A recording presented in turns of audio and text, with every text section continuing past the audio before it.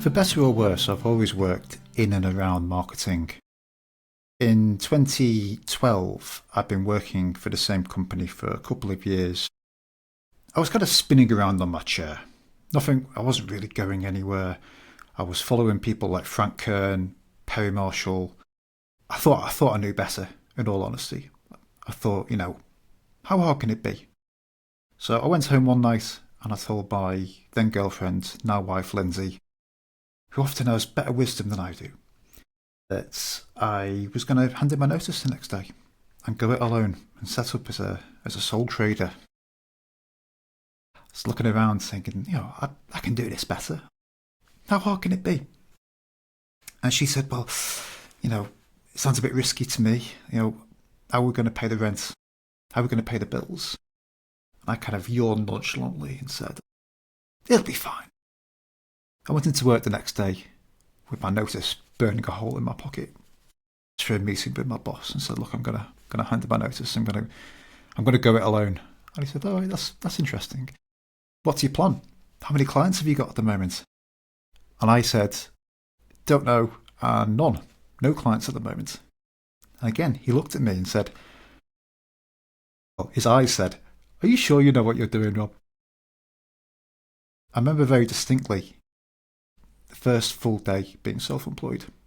I used to live by a hospital in High Wycombe, and I could hear the sound of ambulances and the sound of traffic building up outside. And for the first time, this was the first day that I wasn't going to rush out and join it. I remember sitting there at my laptop, thinking, right, okay, what now? My first venture as a self-employed consultant, in my all-knowing wisdom, was selling SMS text messaging services to local businesses, which I thought was a great idea. I got some sales letters printed out. I made up these mailing packs, which contained a letter, a flyer of my own design, and some little pretend SMS text messages that fell out on the floor when you tipped the mailing pack upside down. And as you can probably tell, my phone wasn't exactly ringing off the hook with people inquiring about my new venture. I needed clients pretty bad, so I printed out a handful of my mailing packs and I walked around shops around the towns where I used to live, around High Wycombe and Beaconsfield near London. And one day I walked into a hair salon and by chance I spoke to the business owner. And I said to him, hi, I don't suppose you'd be interested in building an SMS customer base for your business? And he said, no, thank you. My accountant already deals with my taxes. I said to him, no, not taxes. Text messaging, like on your phone. And he goes, well, I don't think I really need that, but can you get me ranked on Google, in the Google rankings? And again, I yawned as nonchalantly as I was able to muster and said, yeah, I think I can actually. So we arranged to go back. I went back a week or so later, dressed in a suit, perched incongruously on a bench in this hair salon. And there's a customer about 2 meters away from us, having a hair blow dried in one of the dryers. And I go through my preliminary design for the website. And he's there with his very serious looking business associate. And eventually he looks at me and says, great. How much is this going to cost? And I went, it's going to be, so many hours, so many pounds an hour, so £300. And he goes, £300? No, that's far too expensive. I've had website quotes in the past for £100. I was like, well, I was already cutting it a bit thin on the £300, but I didn't have much better going on. And I said, yeah, all right, I'll do it. We shook hands. I walked out of his shop, and that was the last I heard of him. About a week later, his communications went suspiciously quiet, and he sent me a message saying, thanks, I just don't think I really need the website at the moment. But it set something in motion of me discovering something that I could sell to people, and that was getting found on Google. I still had quite a significant cash flow problem, and I needed clients with actual budgets who wanted to spend money on marketing services. And a friend recommended that I go local networking, a few kind of business breakfast networking groups around in the area. So I looked up one of these groups. I found a group called the High Wycombe Business Network, which met on Thursday mornings between 7 and 9 a.m. Bright and early start. And I messaged the group. I said, I don't suppose you've got a space for a web designer. At the time, I now thought I was no longer an SMS text messaging consultant, and I now thought, having gone through the process with the salon owner, I thought I was a web designer. And they came back to me and said, well, we're sorry, Rob, but we've already got a web designer in the group. Would you like to come along in another capacity? And I pretty much just said, well, yeah, what is it you want to hear about? And again, the answer was getting ranked on Google. So I scribbled out Rob Drummond, web designer, and penciled in Rob Drummond, PPC consultant, pay-per-click consultant. I went to Vistaprint. I emergency ordered some new business cards with my new website, RJD Consulting. And I went along to one of these meetings. Very nervous, actually, going to one of these meetings. I got there and everyone's there in mostly wearing suits. All of the finance people have gone off into the corner to speak their special finance language. Everyone's very assured. It feels like they've been in business forever. And I'm there thinking, shit, I wonder if they're going to discover that I'm a fraud. And the little voice at the back of my mind goes, what if this is the time that you stammer again? What if this is the time that you can't talk? One of the conversations I had that day was with the incumbent web designer, whose place I apparently wasn't able to take at the meeting. And we had a good conversation, and she asked me, look, like, how does it work? How do the projects work? As the weeks went by, I think I became more confident. I became more assured. I hired a mentor called David Rothwell, who was a well-known, and still is a well-known Google AdWords consultant. And it gave me a bit of internal validation that I did actually know what I was talking about. After one meeting, a member of the group with an office supplies business approached me afterwards and he said, look, I've been managing my own Google ads in-house for a while. I ran Google a while back. They've added some broad match keywords. I spent a lot of money in practically no time. Do you think you'd be able to help? And again, as nonchalantly as I was able to muster, I said, yes, I do. And that was it. That was my first pay-per-click client on board. As the months rolled on, the finance desperation kind of receded. I brought on more clients. Things to external appearances were going quite well. I was racking up the clients. I was doing engagements. I was building up credibility. I mostly work with clients who are generating leads rather than sales. People generating leads for an offline sales process. And I remember quite early on having one client.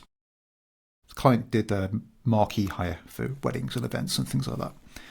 And I was managing their ads. They had a fairly small budget, but they were generating inquiries. They were generating conversions. We got the conversion tracking working on the website.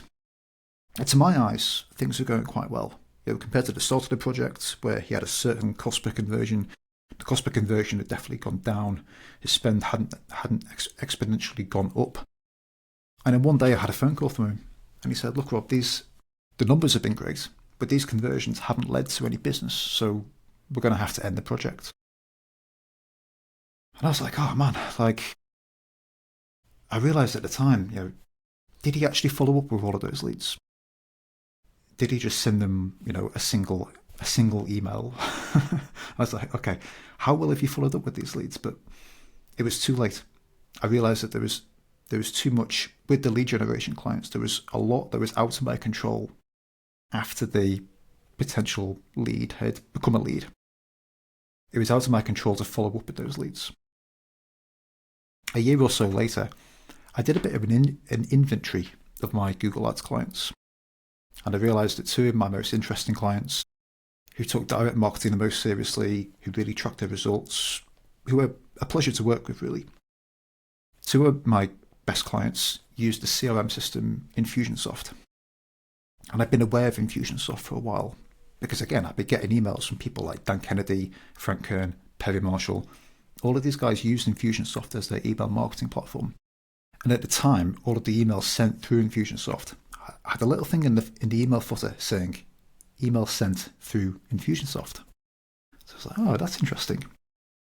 So I began to look into it some more, and I watched a presentation by a guy called Jermaine Griggs. He ran a business, perhaps still does run a business called Hear and Play, which teaches people or taught people how to learn how to play music by listening to music. And Jermaine pulled back the curtain on his business and explained how he ran this multi-million-dollar enterprise with an Infusionsoft account, an extreme level of automation, and a couple of employees. And I watched what he was doing, and my jaw hit the floor. And I compared what he was doing to what my AdWords clients were doing, who were barely following up with their leads. And I made an emotional decision that day that that was the path I wanted to go down. That building out that kind of level of follow-up system, that level of automation, that level of systemization was the path I wanted to go down. I didn't just, dip my toe in the Infusionsoft pond. I ditched my previous email system, which was Aweber, and completely moved my own systems over to Infusionsoft. I also signed up as an Infusionsoft certified partner, and I went down to London. I spent 2 days doing the partner certification. At the time, also, business wasn't going that well. I'd actually stopped generating as many Google AdWords client opportunities. I think because my attention had become fragmented. I was now a Google Ads guy, I was an email copywriter, I was a content marketer, I was a CRM systems expert. And a year or so later, I was back in the situation of really needing to bring on some more clients again. And almost it felt like a last-ditch attempt. There's always a series of last-ditch attempts. But I chose to go to Infusionsoft's annual user conference, ICON, where there were 3,000 Infusionsoft users all in one place. And I figured, I only had to go to the conference, speak to a bunch of people, bring back one client, and it was worth going. So I went over to this conference. I remember sitting on the plane at Heathrow Airport on the way over, thinking, shit, I'm in trouble. I'm going to go to this conference. People are going to ask me what I do. And I don't really have a good answer for them besides yawning nonchalantly and asking what they'd like to hear about. A few turning points happened at that conference. One was I went to a talk about project management. Managing Google AdWords campaigns is all about systems, it's all about project management, it's about being very diligent, and I have some elements of that. But I went to this talk about high-level project management. I remember thinking, this isn't my bag. This isn't my genius zone. I wasn't excited about it. I wasn't enthused about it. I was left cold on the inside about something that if I was going to really scale my Google AdWords business and really build out a successful agency, which was the path ahead for me, I needed to really get to grips with this project management system. And it just left me a bit cold on the inside. That evening, still reeling from that experience, I spoke to another Infusionsoft certified partner who asked me what I did, and as usual, I panicked. And instead of telling her that I was a Google Ads consultant, I told her that I was an email copywriter, which was also true. And she said, hang on, you're an email copywriter and you don't send a daily email? I was like, no. I send a weekly email. But I knew she had a point. I knew that I wasn't really walking the talk, if that makes sense. Then on the last day, the very last speaker was Gary Vaynerchuk. And regardless of what you think about Gary V and his hustle mentality, I thought his talk was very good. And he said something that really struck me bang between the eyes. He said, all of you that are sitting there in the audience trying to do 7 different things should just stop. Just stop. Pick one and start winning. And in that moment, I knew that one thing was storytelling. And I knew that I needed to knuckle down on storytelling as being my thing that I'm here to do in the world. The topic for today's episode of Story Systems is the second of my core story prompts, and that is the false start. If you've been around the business for any length of time, And if you're doing something that, if you operate a business that is in some way a reflection of you, then I think all of us have a false start story. We tend to look at other successful businesses and we only see the last successful move that they made. We don't see all of the failures. We don't see all of the times they launched and no one noticed. So this thing of comparing ourselves to others means that we tend to think that our own story of misfiring and having these false start events, having these iterations in approach as we learn more about ourselves and more about our markets and how we can marry those two things together. We tend to assume that it's easier for everyone else and something is wrong with us. Something isn't quite clicking. But I think having worked with, lots and lots of business owners to help tell their story, everyone's got a full start story. Everyone who's honest about it has a full start story. So the full start story is the second of our core story prompts. After the inciting incidents of the wounding events, which we covered last week. In the full start, things, you get started in business, or you get started doing whatever you're doing, and things go well for a while. You make some progress. I made some progress as a Google Ads consultant, but you make progress in a way that isn't in sync with who you are at your core essence. So then eventually the wheels fall off, which is what we'll get to next week on the self-understanding prompt. So this week we're going to explore the nuances of the false starts, of the false start prompt. I'm going to give you a few things to think about. As always, I've got 3 ideas for you to consider. The first idea is the external influence. The second idea is the ugly duckling. And the third idea is something very close to my heart, marathon runner energy. So let's go and have a look at the first idea.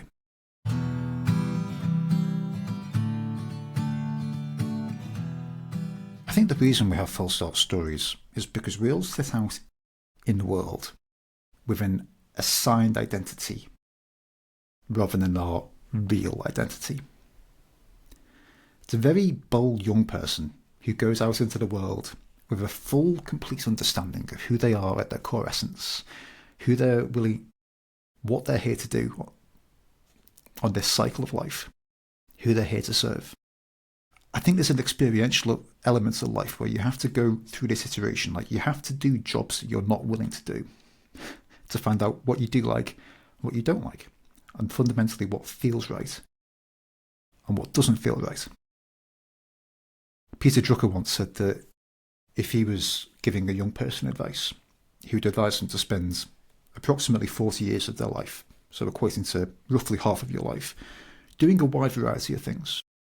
Not expecting great results, but just getting a wide variety of experience, trying different things, building this wide net of experience and learning. And then in the second 40 years, in the second half of your life, knuckling down into a groove. So I think that this is why the false start story is true, because it's a true reflection of this process through life. It's a reflection of this kind of dialing in around what is the core thing. So I truly believe that each of us has a core thing, a core reason that we're here right now, that we've manifested our lives at this point in time. I think that everyone is unique and everyone has something to bring to the world. But to get to that, I think you have to circle around the matter. So we all start off, so the first idea is external influence, where we all start off and we're almost given this assigned identity. So I set out in business, and the apple never really falls far from the tree. So my initial identity was, firstly, I was a product of the grammar school system. And the grammar school system, it teaches some good things and it teaches some bad things. It teaches you hard work. It teaches you that, rightly or wrongly, it teaches you that you're clever and that you can do things and that you can learn things. It doesn't really teach you humility, which is something that you have to learn as the universe smacks you around the face a few times. But I was a product of the grammar school system. Then my first role, so the role that I described at the start of the opening story, where I was working doing the marketing job, and I was spinning around in my chair, not really going anywhere. That company had a very sales-oriented approach. Like, their approach to not having enough business was to go and make more phone calls, to knock on more doors, to do more prospecting. So then I set out in business, and I followed the same approach because that was what I knew. I developed my own mailing pack. I walked around local shops and spoke to business owners, which was so far, as a fairly well acknowledged introvert, that was so far out of my comfort zone that I'm glad that I did it. It was an important step for me to do in realizing that that wasn't me, and that wasn't the way that I best serve people. But it was a product of my external influence and my assigned identity as someone who was here to hustle, here to make things happen, here to knock on doors. So this is part of the false start prompt, is thinking about what external influences guided you to act in certain ways earlier in your career that formed your decision making and your choices and the way you went about certain things. And which of those things do you no longer do now? I now no longer hustle in the same way. Like, you wouldn't catch me walking around shops handing out flyers of my own design. So I kind of view the real self and the assigned self almost as like a Venn diagram, where you've got two overlapping circles. One circle is your assigned self that has been assigned to you through your environment, through your early influences, through your family. I mean, I've got good friends now who still live as their assigned self, and perhaps they're a doctor. They don't really like being a doctor, but that was their assigned self, that their family told them, look, we think you should go and study medicine, you're clever at school. And then, 30 years later, they're now doctors. They don't really love it, they don't really want to do it, but they've gone too far down that path, so they kind of stick with the assigned self. And they paper over the cracks with nice holidays and things like that. So you've got your assigned self, but then you've got your real self. I don't think that the assigned self and the real self ever fully merge, because you've always got external influences. We're all a moving target in some respects. We're all always learning. But every false start cycle that you go through, where you think you've cracked it and you think that this launch is going to be the takeoff moment, and then it isn't. But it's an iteration, it's a cycling round of merging those two circles together between the assigned self and the real self. Because once you start acting as more of your real self, it does create this outward vibration, this outward resonance that the people you're really here to serve will recognise and also resonate with. And that's a really beautiful thing when that happens and you take on that kind of clients. So that was the first idea, was thinking about external influences that have guided you in the early days of your career.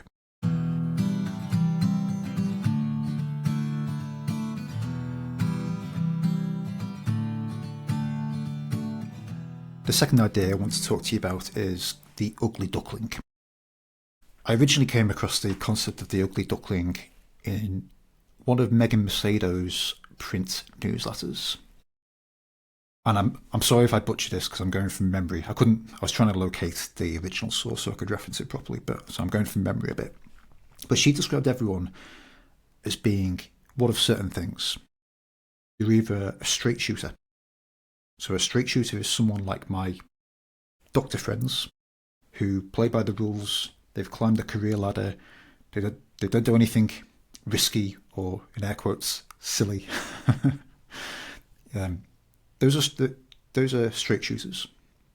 They were A-grade students at school, and they've never stopped being A-grade students in some regards.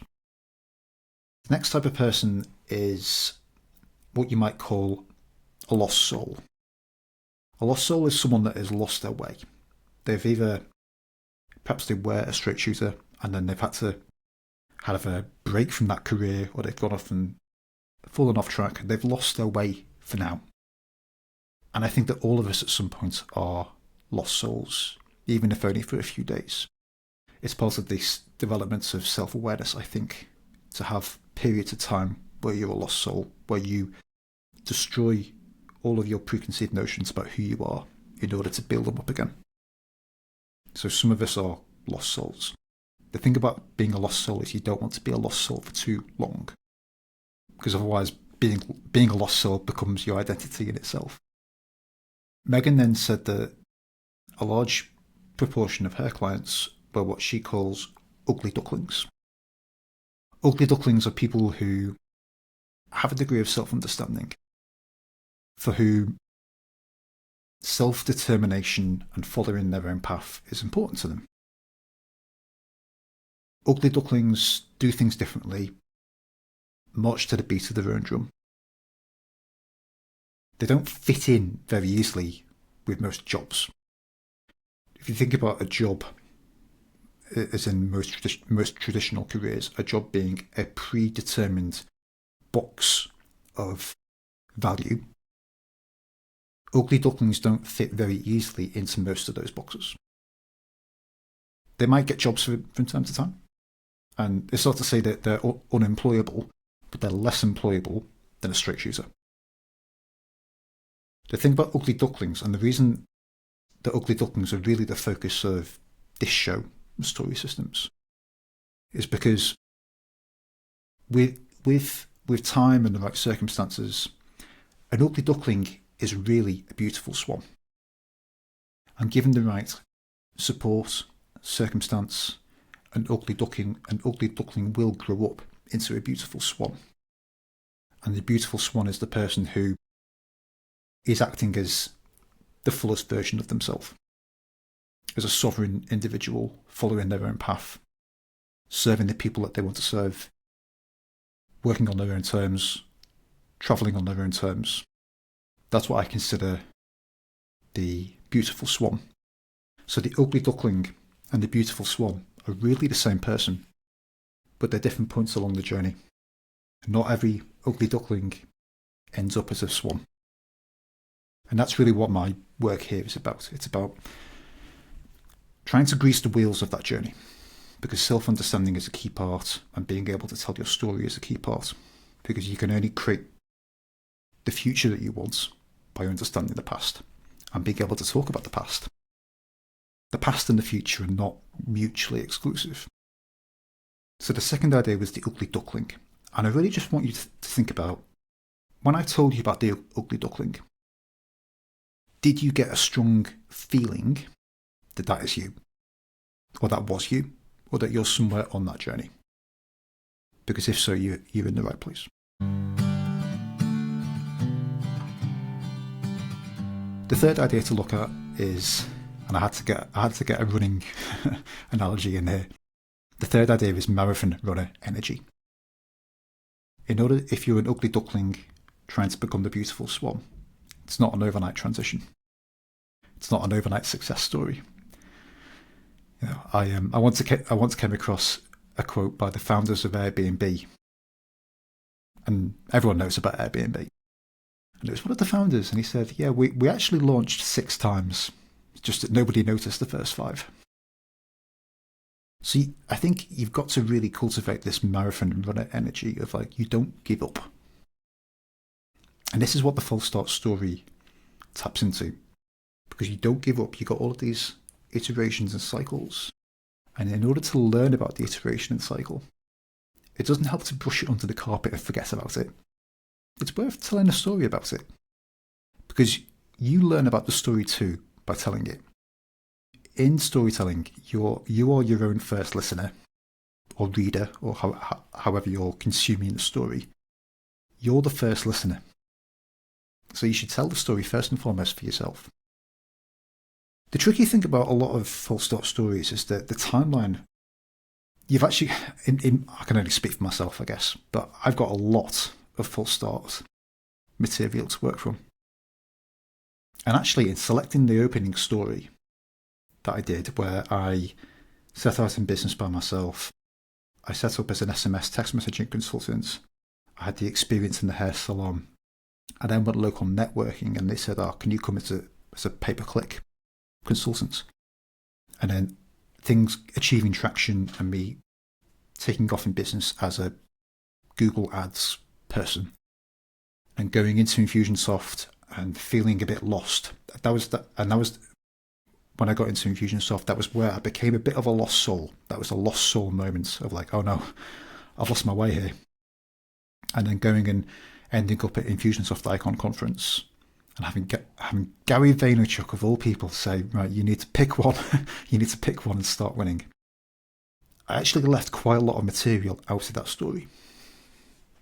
I mean, there's quite a lot in that story already.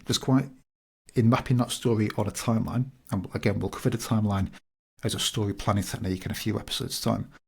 In mapping that story on the timeline, there's quite a lot of elements on the timeline. There's quite a lot on the timeline, and that was with me leaving stuff out. There's a whole section that I didn't tell you in the story, but I also tried to launch as a web designer before the universe making it very clear to me that I'm not a web designer. Apparently that was clear to the universe and not clear to me. So there's a whole section of the story that I chopped out because it didn't really help in the telling. So it's actually fine in the telling of your story, and especially in the telling of your false start story, to be a bit selective about what you include. I haven't changed what happened at any point. I've just picked a path through the story. So in planning your false start story, if you're at all like me and you've been around the sun enough times to have enough fuck-ups under your belt, then it's a case of picking a path through the fuck-ups. And fuck-ups isn't really the right term, really, is it? It's more learning events where you had the bravery to nail your colours to the mast for something, and it just turns out that those were not the right colours or not the right mast. And that's fine. So coming back to the principle of marathon runner energy, the false start story should illustrate that you, in solving the problems that you solve for your clients, in doing the thing that you do, that you're not in this as a quick win. You're not in this to make money tomorrow and you're going to ditch it if it doesn't work. You're in it for the long haul. You're trying to enact a real change in the world, and the false start story is a demonstration of your marathon runner energy in solving this problem in the way that you do.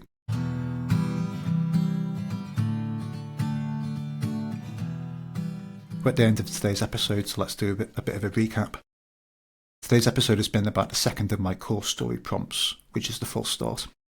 The false start is where you set up in business or however you operate, things go well for a bit, but you're not acting as your true authentic self yet. So eventually the wheels fall off in some regard. We've covered 3 ideas as it relates to the false start story prompt. We've talked about external influences and how the false starts happen because you initially go out into the world assuming an identity that is not yours. It's been assigned to you by other people, perhaps well-meaning people, teachers, parents, family members, and you go out with your assigned self and you eventually transition to more and more of your real self. So that external influence was the first thing to think about. The second idea we talked about was the ugly duckling, where you're listening to the right episode if you kind of march into the beat of your own drum. You do things your way, and it takes time, and it's been learning things along the way. But you're very valuable to the right person, and at least at times you are a beautiful swan. The work here, the transition here, it's about transitioning from the ugly duckling to the beautiful swan. The third idea was marathon runner energy, and the idea that the false start story really lends itself to demonstrating your marathon runner energy in solving the problems that you solve for your clients. What else is going on in my world? Just got back from a weekend in Coventry where I've met up with a couple of business partners, Matt Bliss and Pete Daly-Dixon, who I collaborate with on Activate Your Podcast. It's really good actually. So we spent about 2.5 hours in conversation with Pete, doing what we call the activation call for Pete's next podcast, which is going to be The Wealthy Artist. But it's quite unusual for me to do one of these conversations in person. It's actually a different experience in person. There's a lot of non-verbal communication that you get in person that you maybe don't get on Riverside or on Zoom. So I'm really leaning at the moment to factoring in, how can I do more in-person conversations like this? I think there's a magic about it that lends itself, that starts to generate that marathon runner energy. Setting something off on the right foot with a face-to-face conversation, whether that's building up the raw material for a podcast, or exploring your story, doing it in dialogue and doing it face-to-face. Just kind of exploring ways of building that more into my business at the moment. So watch this space, I guess, is the point on that. As I record this, we're about halfway through January. Things are, in some ways, it's one of my favourite times of year, in some ways. Yes, it's cold, yes, it's raining, but we're getting very close to the time of year where things start to come back to life and you get that energy change around in bulk at the start of February. So I'm looking forward to that, and hopefully that energy change will be reflected in the episodes going forward. So thanks as always for listening, and I'll speak to you next time about prompt 3, which is self-understanding. If you found this episode of Story Systems helpful, you'll want to make sure you're on my email list. I'll send you a copy of my lead incubator system blueprint and also my top 5 core story prompts for entrepreneurs. Head to storyrob.com/podcast. You can also find my book by searching on Amazon for Simple Story Selling. See you next time.